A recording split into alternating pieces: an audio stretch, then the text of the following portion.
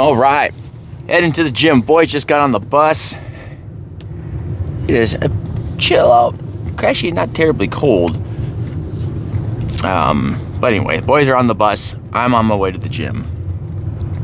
And today is a leg-focused day. And my legs are actually still a little bit sore from Monday's workout. And today's Thursday. And so getting better at getting the attention to my legs, which is good. The form and you know, people, I know some people, when it comes to form, they're not so concerned about it, or they just throw the weight around. But why? Like, why? Well, one is it's not true. It's you do things, if you want to improve something, you have to work it the correct way. So those extra muscle groups are getting the right amount of focus to them, work to them. You know, the guys that are at the gym that are doing partials and they're doing shortened partials and they put all the time, effort, and dedication, sacrifice, but they're not going to get the results that they are hoping for because they're not doing things effectively. And so what I was doing before with my legs, yeah, I mean, it was getting some result, but by fixing and working on the form, my coaches have me do, is I'm getting the better attention to it, and I can feel the growth. I can feel the differences, the soreness in the way, good soreness, right? And not where it's injury, that type of thing. But, geez, little kids running, what's running, could be careful in this stuff. So it's which is getting the right focus, and I could feel differences, which is great. And so all that to say, today's a leg day, and so I got sumo deadlifts. I also have, I got sumo deadlifts. I have then the glute thrust thing, and I got some a couple back stuff too, as part of a shoulder, back and shoulder, I should say. And I told you I would look these things up before I did it. I know I got one arm dumbbell rows. And there's one other exercise. What is the fourth? So there's 4 different exercises, 5 sets each. Increase the weight on all of them from last week. And the sumo deadlifts, it's hard to do those at the Planet Fitness. And that's because they only have Smith machines. And one of the reasons why is because they don't have Smith machines. They don't have free barbells, a squat rack, that type of thing. And when you grip the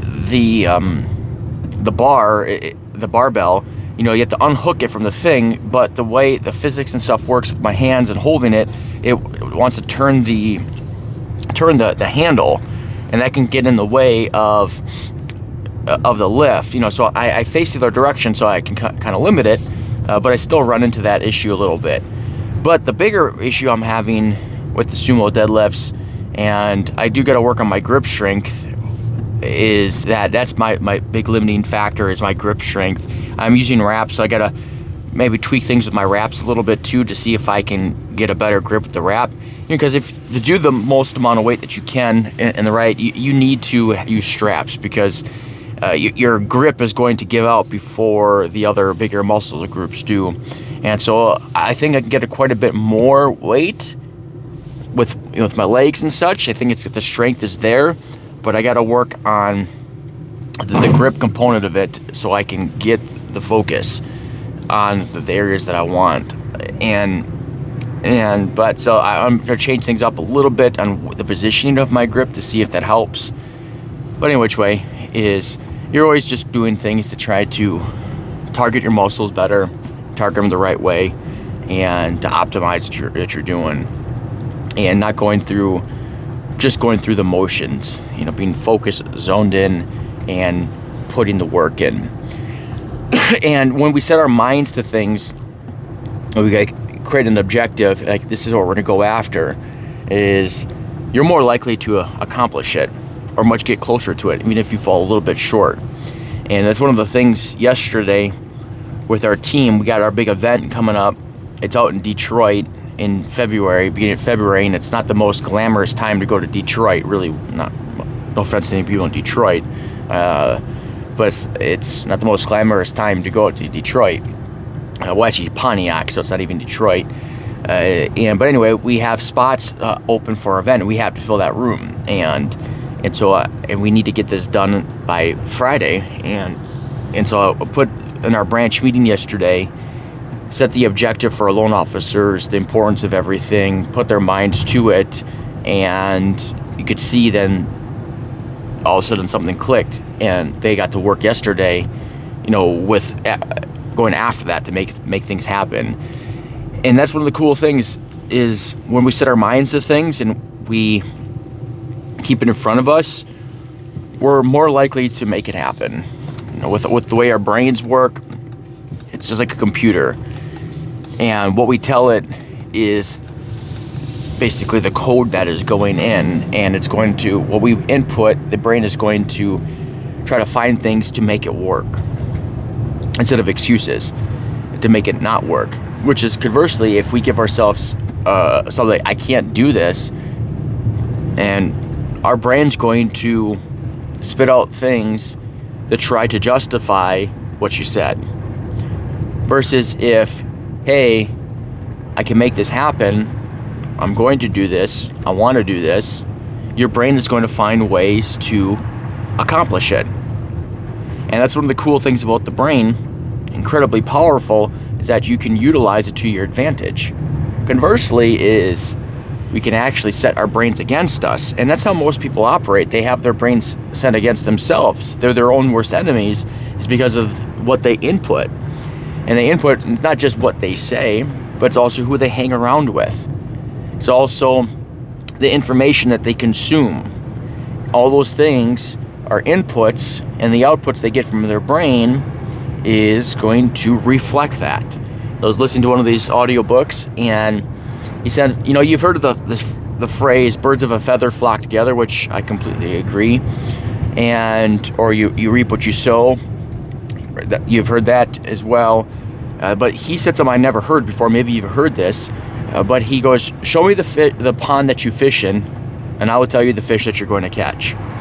And this is in the context of who you hang around with, your pond, that's going to dictate the kind of fish, the reward that you get. If you hang around a dirty pond, a bad pond, gross pond, a dying pond, you're going to get bad fish. You're not going to catch good things.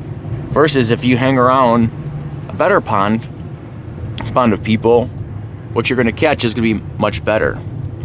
Another thing I thought was really cool, I don't know if it was the same book or not. I'm already on, I think the fourth book of the audiobook of the year, which is pretty cool. That's why I love audiobooks and get through them pretty quick.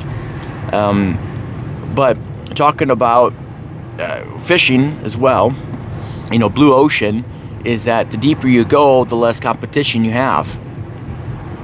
And so you can actually catch some pretty amazing things when you go deep. And which is true, is we're when you go in fishing, people are always on the surface, right? Yeah, and you're to catch those smaller fish, and some you might, but unless there's a lot of people out there, you might not catch them, right? Because of the competition. But that's where everybody wants to hang out. They want to hang out in the shallow end. But the deeper end is where the awesome stuff is, the big stuff is.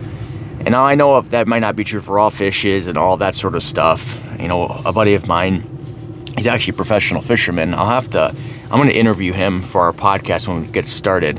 He doesn't know this yet, but I think it would be pretty sweet. But he's a professional fisherman, bass fisherman, and so he travels the country and fishing tournaments. But he sets his mind on it, and I love to learn his mindset and how he goes after the fish. And because I forget, their competitors there's so many people in those tournaments. But anyway, we got to work our minds in our favor. Work our minds, set our minds to work for us instead of against us. And then we also have to take a look around us. Is the stuff around us, is it working for us? Is it working against us? Is the circle that we hang with mostly, is that working for us? Is that working against us? Is the entertainment that we're taking in, is that working for us or is that working against us? Is the nutrition and the fitness, is that working for us or is that working against us? Now, I know you can't change everything at once, and you shouldn't, because that's exhausting. but look around you and what are the small steps that you can take, small daily steps that you can take, and small daily changes that you can make in order to improve your life. And improving your life, the great thing is when you improve one area, it tends to also improve another area. Unless you neglect your family and all you do is go to the gym all day long, yeah, obviously that's gonna be bad, right?